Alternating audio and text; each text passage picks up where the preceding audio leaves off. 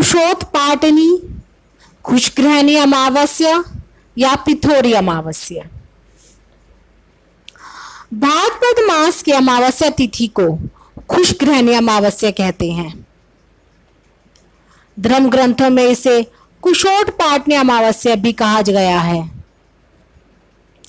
भाद्रपद अमावस्या को पिथौरी अमावस्या के नाम से भी पूजते हैं। सनातन धर्म मानने वालों को यह ज्ञात रहता है कि बिना कुशा के की गई पूजा निष्फल मानी जाती है। पूजा काले सर्वदेव खुशहस्तो भवेतच्छुति, खुशेन रहिता पूजा विफला कथिता मया। पूजा के अवसर पर इसलिए विद्वान पंडित हमें अनामिका उंगली में कुश की बनी पत्ती पहनाते हैं। पंडित जी कुश से गंगा जल मिश्रित जल सभी उपस्थित जनों पर छिड़कते हैं। इस दिन वर्ष भर किए जाने वाले धार्मिक कार्यों तथा श्राद्ध आदि कार्यों के लिए कुश एक विशेष प्रकार की घास जिसका उपयोग धार्मिक व श्राद्ध आदि कार्यों में किया जाता है, एकत्रित किया जाता है। शास्त्रों में 10 प्रकार के कुशों का वर्णन मिलता है।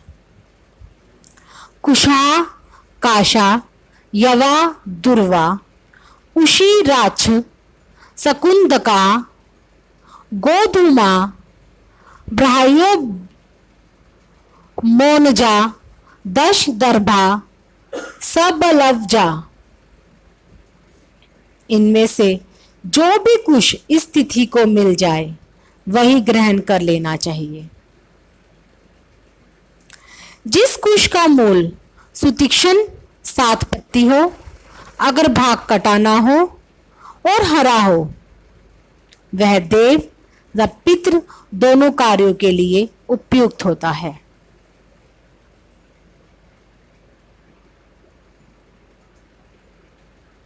कुश निकालने के लिए इस तिथि को सूर्योदय के समय उपयुक्त स्थान पर जाकर पूर्व या उत्तराभिमुख बैठकर यह मंत्र पढ़ें और दाहिने हाथ से एक बार में कुश उखाड़े। विरचिना सहो उत्पन्न परम मेष्टि निन सगर्ज नुद स्वारमणि पापनी दर्भ सवस्थित करो भव। खुशग्रहणी अमावस्या के दिन तीर्थ स्थान, जप और व्रत आदि में जो संभव हो अवश्य करना चाहिए। शास्त्रों में अमावस्या तिथि का स्वामी पितृदेव को माना जाता है। उनके साथ गणेश, नारायण और शिव या अपने इष्ट देव की आराधना करनी चाहिए।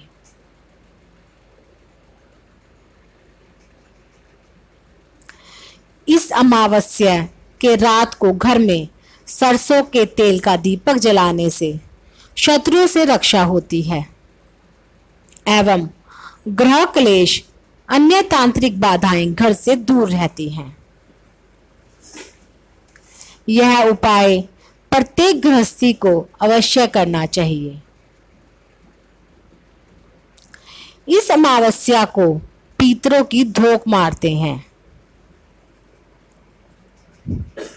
और पूजा करते हैं।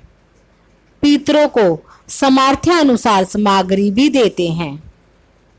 कई जगहों पर रानी सती जी के मंदिर में जाकर जल, मोली, नाल, प्रसाद, पूड़ी, फूल, रोली, मेहंदी, काजल, चूड़ी, सिंदूर, लड्डू, नारियल, दक्षिणा सती जी पर चढ़ाते हैं। कुछ घास के विषय में कथा। कुशा की उत्पत्ति के विषय में कहा जाता है कि प्राचीन काल में जब भगवान विष्णु ने वारा रूप धारण कर समुद्र तल में छिपे हिरण्याक्ष का वध कर दिया और पृथ्वी को उससे मुक्त कराकर बाहर निकले तो उन्होंने अपने बालों को फटकारा। उस समय कुछ रोम पृथ्वी पर गिरे, यही रोम कुश के रूप में प्रकट हुए।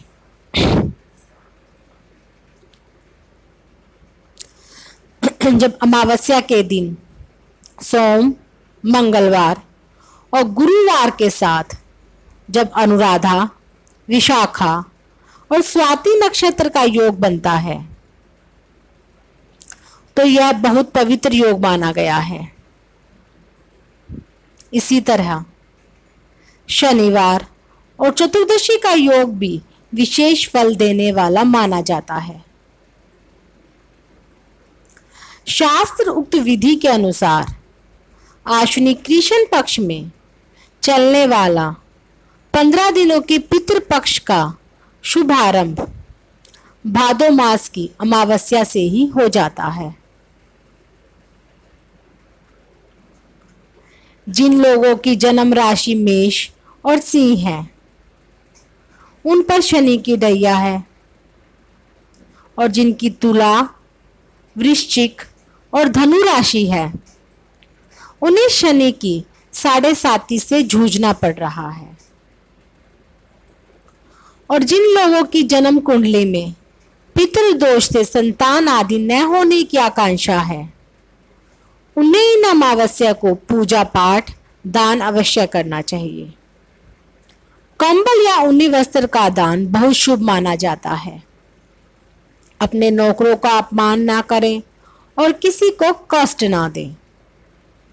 जिन लोगों की जन्म कुंडली में शनि, राहु और केतु परेशान कर रहे हैं उन्हें तो अमावस्या पर पूरी श्रद्धा और विश्वास के साथ अपने पितरों को भोग और तर्पण द्वारा प्रसन्न करना चाहिए, जिससे उनकी मनोकामना पूरी हो सके। बुजुर्गों की प्रसन्नता के लिए उनकी इच्छाएं पूरी करनी चाहिए।